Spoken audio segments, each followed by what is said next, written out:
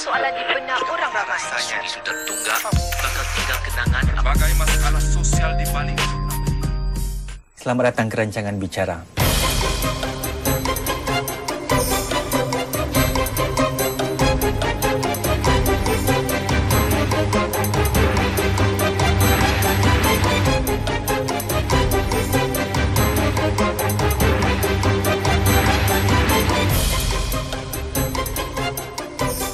Malam ini Bicara menyingkap sekelumit sejarah serta cabaran perniagaan dan penerbitan buku Melayu di Singapura.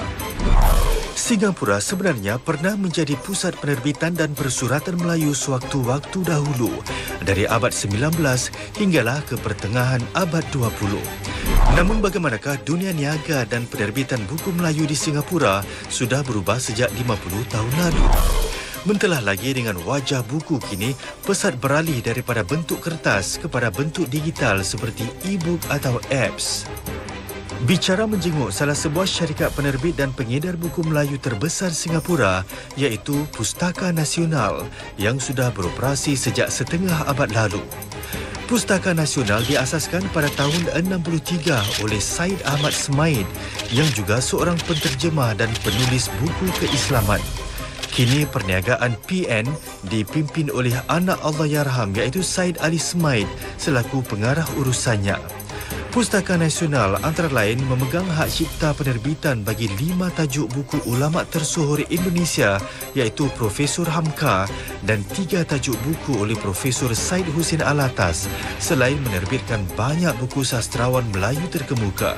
Sepanjang 50 tahun lalu, Pustaka Nasional menyaksikan pelbagai perubahan dalam industri buku Melayu tempatan.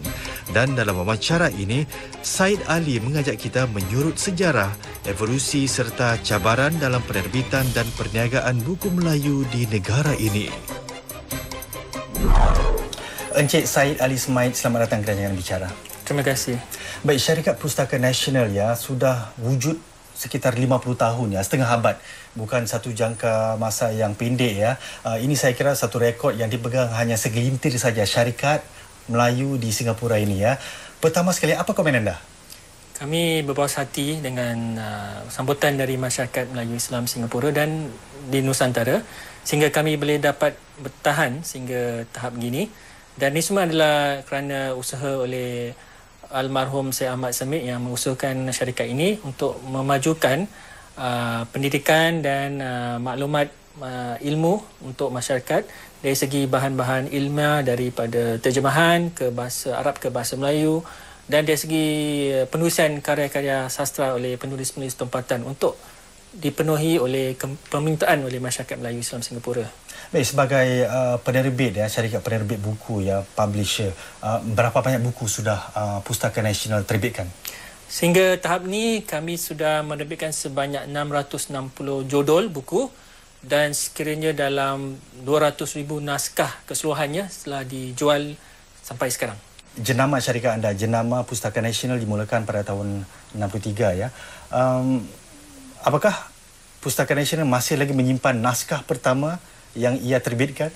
Ada, mari saya tunjukkan di depan. Ini adalah buku pertama yang kami terbitkan, bertajuk Demang Lebar Daun, Taman Cerita-Cerita Melayu. Ini buku dia. Adalah buku pertama yang kami cetak pada tahun 1963 oleh Abdullah Basmi, almarhum sekaranglah Abdullah Basmi. Buku ni ada dalam 10 jodoh dalam siri ini dan ini adalah daripada cerita sejarah Melayu oleh Tuan Sri Lanang dan ia merupakan cerita-cerita mengenai adat budaya masyarakat Melayu kita dan bagaimana budaya Melayu untuk pembacaan oleh anak-anak. Kita maklum ya, ayah anda begitu dia kaitkan dengan buku-buku yang berkisarkan kepada agama Islam ya. Mengapa beliau memilih pada waktu itu tahun 63 ya untuk menerbitkan buku yang bercorak mitos atau budaya ini? Beliau mahu supaya anak-anak masa tu dapat membaca buku-buku kanak-kanak dan dia memilih buku daripada buku Jawi lama, Hikayat Sejarah Melayu atau Selatur Salatin, di mana menonjolkan budaya, adat istiadat masyarakat Melayu pada masa zaman purbakala, supaya mereka dapat mengetahui sejarah dan kebudayaan masyarakat Melayu, dan mereka dapat memahami budaya dan masyarakat Melayu tersebut, supaya mereka dapat mengenal apa dia masyarakat Melayu sebenarnya. Dan mana pula ya buku yang bagi anda ya buku paling berharga atau antara yang paling berharga dipegang oleh Pustaka Nasional?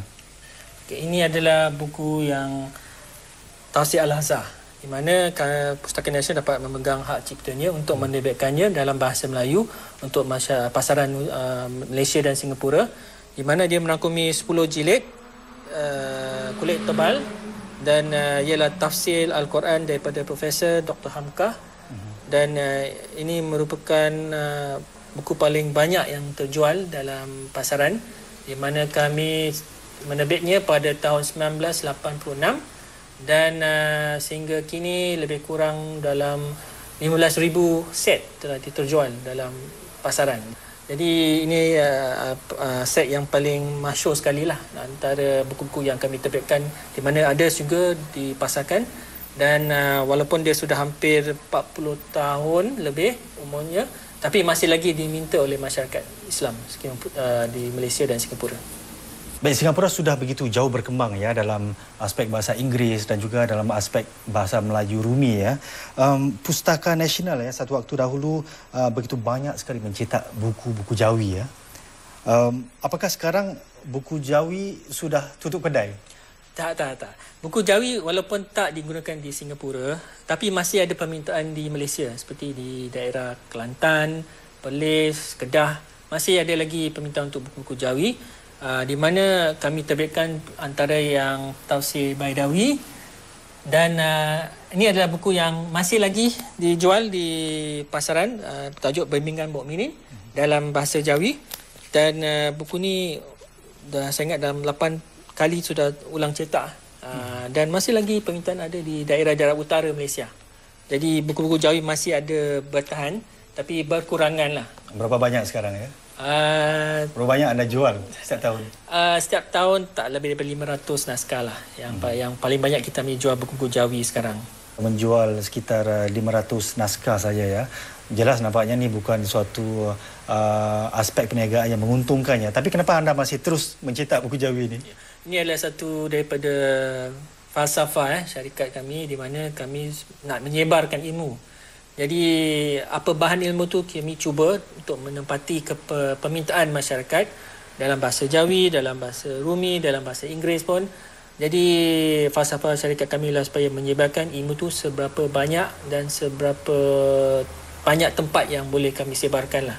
Walaupun tak mendatangkan hasil yang baik, tapi asalkan syarikat tu mampu, kita akan cuba menerbitkan dan menempati permintaan masyarakat.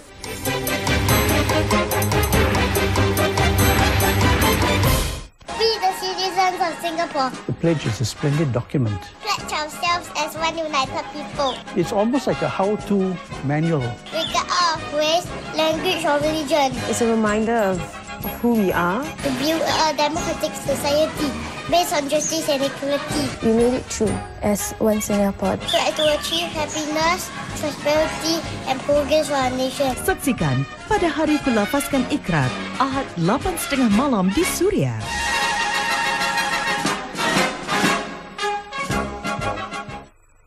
我喜欢那个节奏感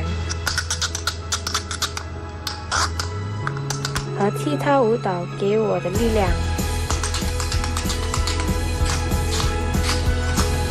8月9号，请你跟我一起庆祝新加坡的生日，生日快乐，新加坡！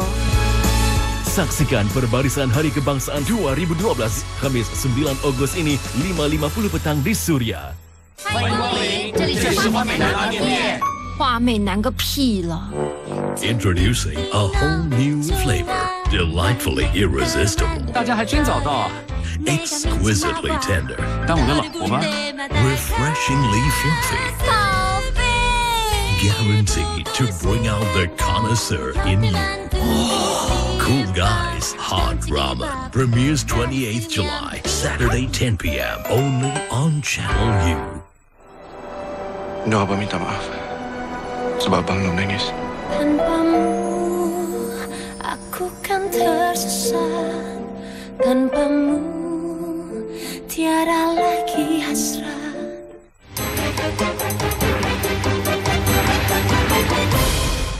Encik Said Ali Smaid. Sebenarnya ya, Pustaka Nasional sebagai suatu jenama bermula di Kandahar Street ya, 40 Kandahar Street di sini ya, di sini. Ya, betul. Ya.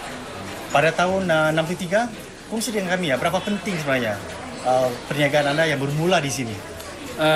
Kita bermula dari sini pada tahun 63 di mana kami bermula dengan menjual-jual kitab-kitab Arab untuk pelajar madrasah di Madrasah Al-Junaid dan Madrasah Al-Sagaf dan juga untuk kelas-kelas agama di Masjid Sultan.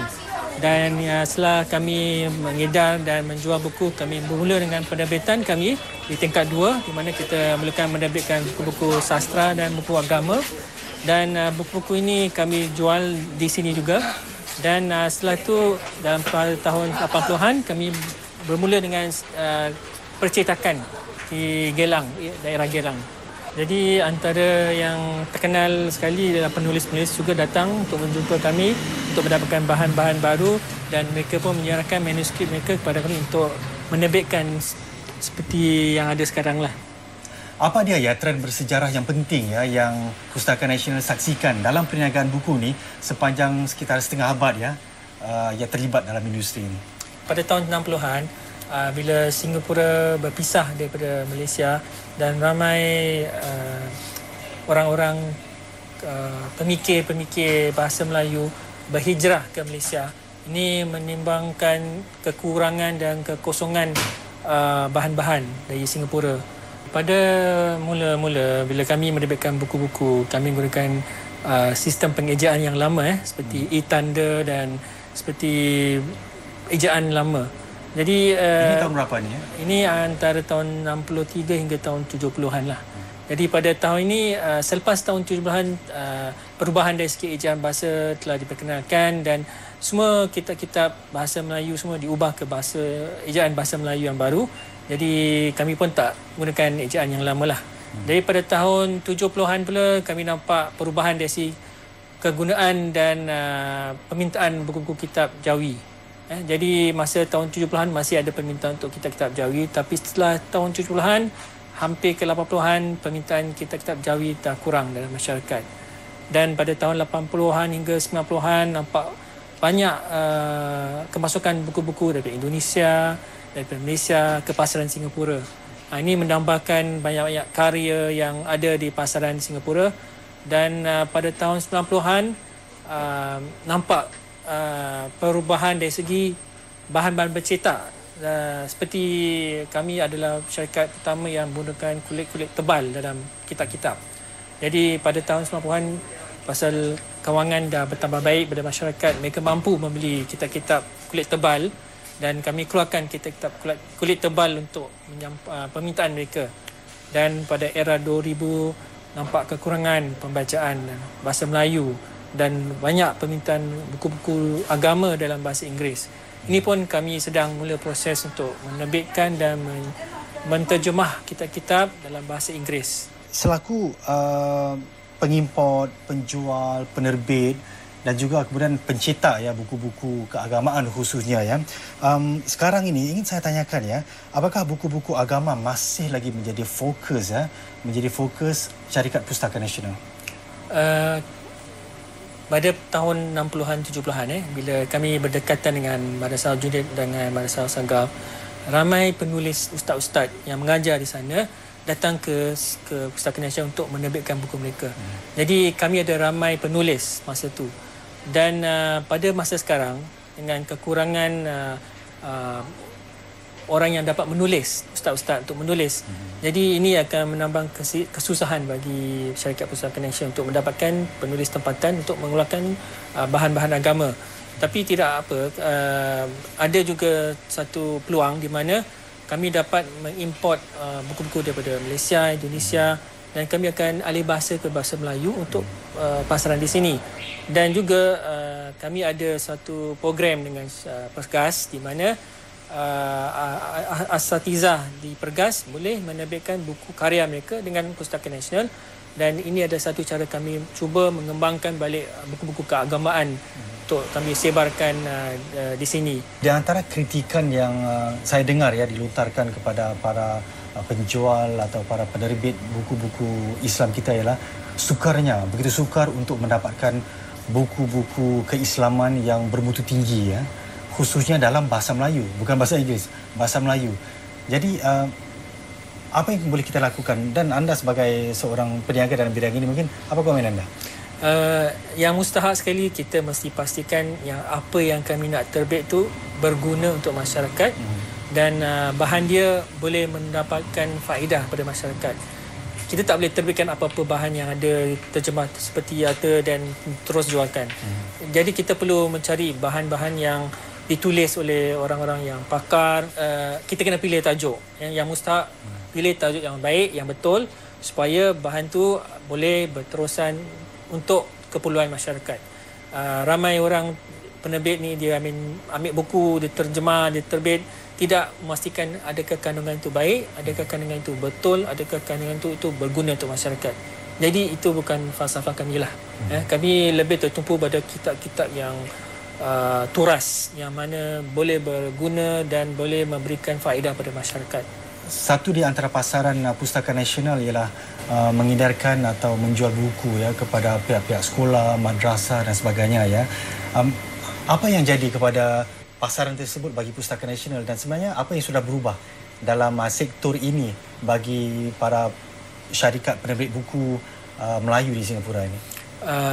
Ini ada sikit masalah yang bukan kami juga tapi semua penjual buku hadapi di Singapura.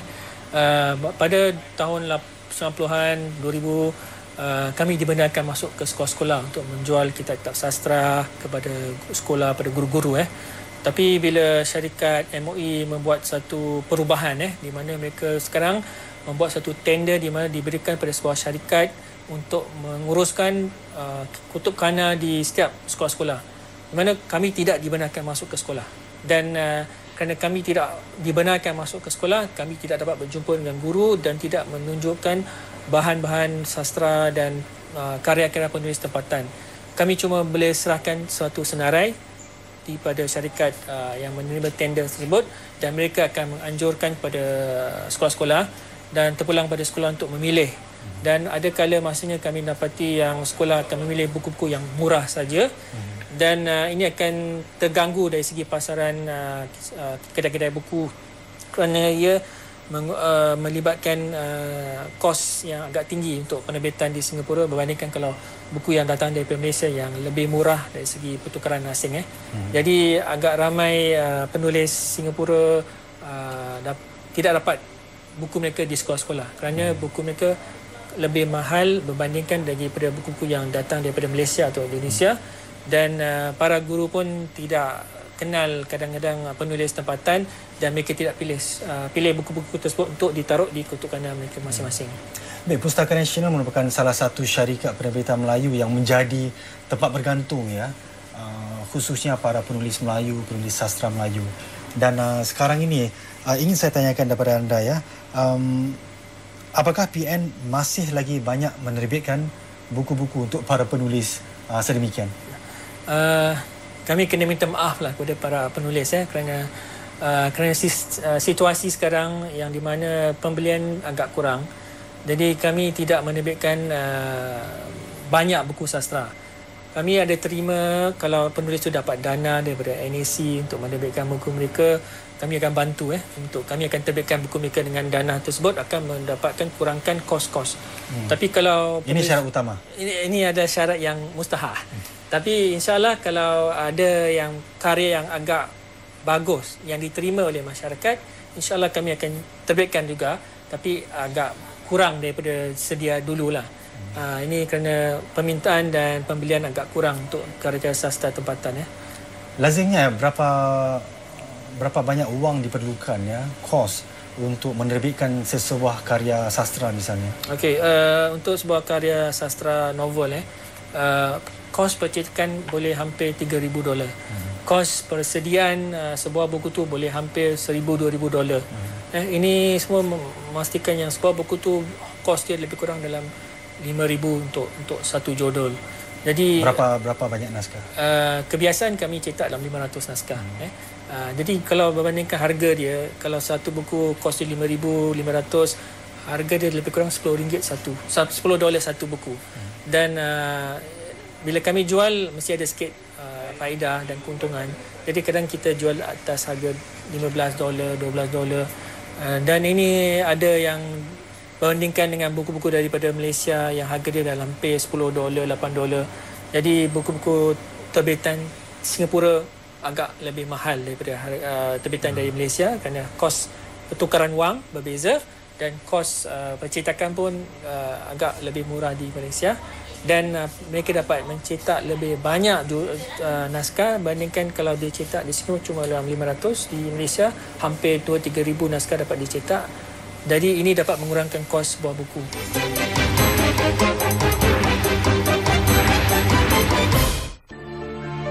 Dianiaya. Aku tak percaya. Dan disingkir. Percayalah, memang dia yang... Sudah! Kau manusia yang bertopengkan syaitan. Aku akan pastikan kau terima hukuman. Dapatkah beliau menuntut keadilan? Kita dah jadi mangsa lelaki tu. Takkan kita nak biarkan macam tu aja? Saksikan telemovie khas Bagaikan Sumaya esok 8:30 malam di Suria.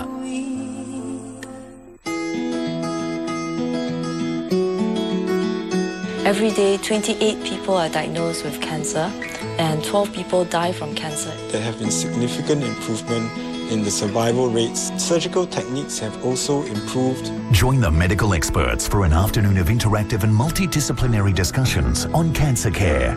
Cancer, tackling the top 4. For more details, log on to channelnewsasia.com/seminar. Minggu ini dalam ekspedisi Chef Wan. Di sinilah terletaknya makamnya bapa Presiden moden Turki. Hari ini Wan bawa anda ke satu restoran yang very special. Wow, look at that, nampak the whole of Ankara. Ayo jelajah bersama Chef Wan. Jom kita tengok. Dalam ekspedisi Chef Wan, Sabtu 8:30 malam di Suria. Dibawakan khas untuk anda oleh Courts. Harga terendah dijamin. Dan Shin Seong, segala untuk kamu. On this little red dot we call home, isn't it strange how no man is an island? We all need someone to be there for us. Someone to bring us together. Someone to make us smile. Someone to help us feel. Because it's sometimes when we feel that we need someone to help us help. Someone to keep us informed at all hours and in all places.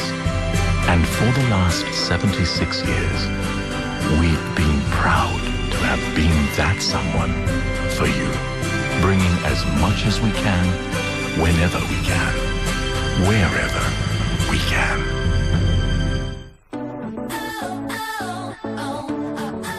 Untuk memberikan maklum balas anda mengenai rancangan-rancangan Suria, sila hantarkan email ke telsuria@mediacorp.com.sg. Kami hargai saranan anda.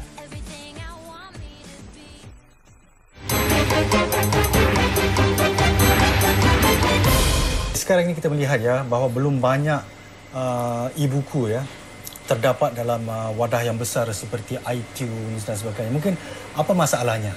Ada dua masalah. Satu dari segi syarikat iTunes sendiri, kami dimaklumi bahawa mereka belum memberi izin untuk karya-karya e-buku bahasa Melayu dijual di iTunes punya bookstore. Kerana maklumat yang saya dimaklum ialah mereka belum faham bahasa Melayu. Jadi ini akan mengambil masa lah. Tapi saya rasa tak lama lagi mereka akan buka untuk pasaran buku-buku daripada Indonesia, Malaysia, Singapura bahasa Melayu untuk dijual di iTunes bookstore. Ada juga kedai-kedai MPH online dan ada di Indonesia pun ada Wayang Force, ada Gramedia sudah mula menjual karya e-buku bahasa Melayu di tempat sendiri.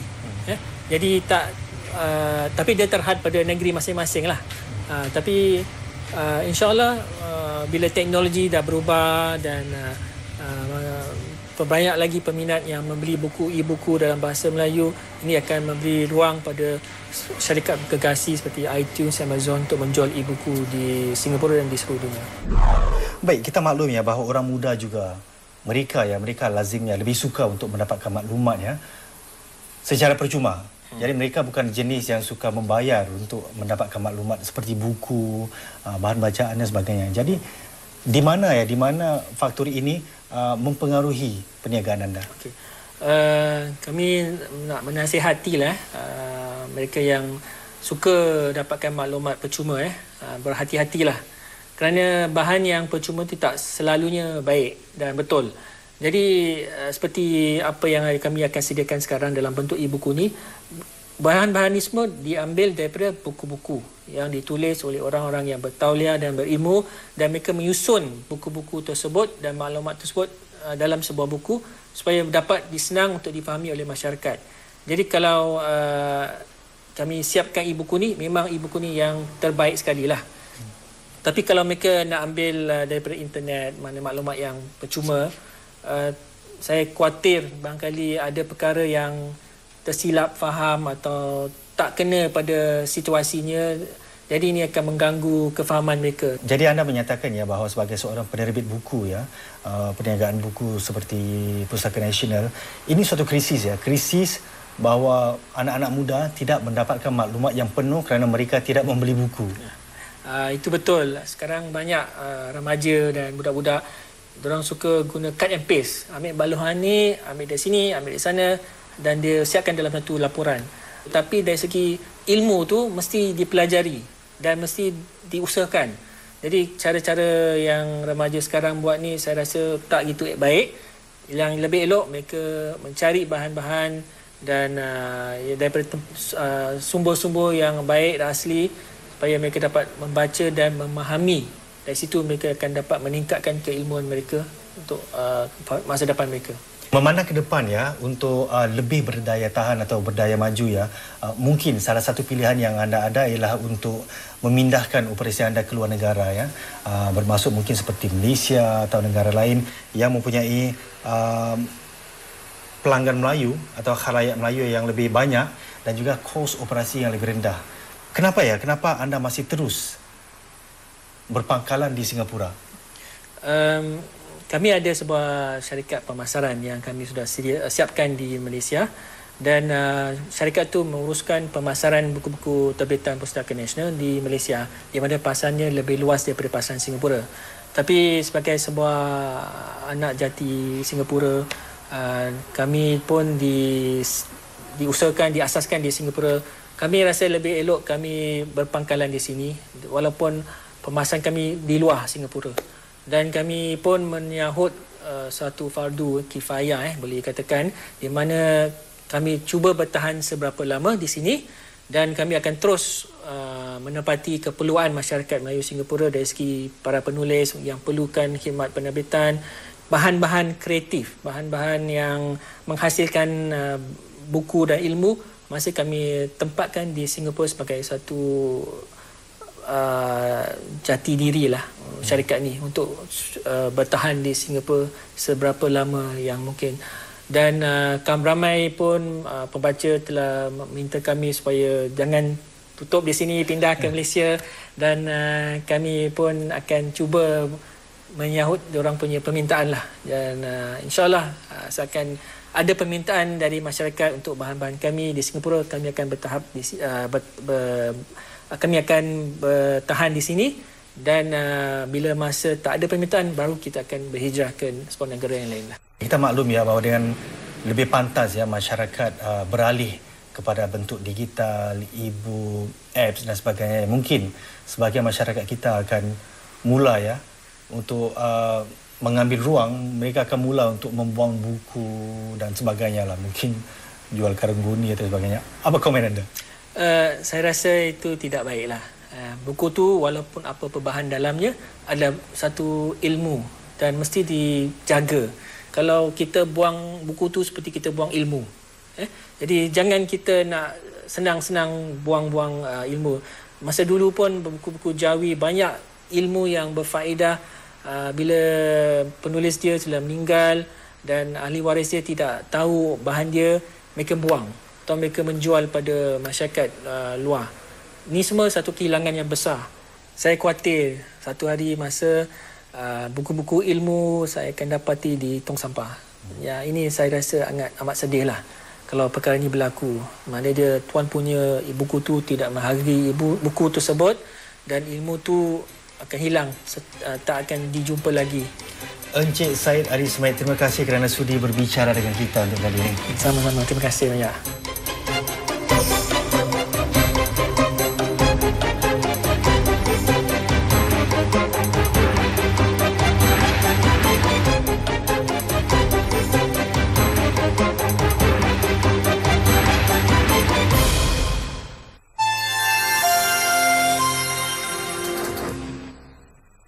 Anda tidak akan terlepas menyaksikannya lagi. Tonton di Sin MSN sekarang.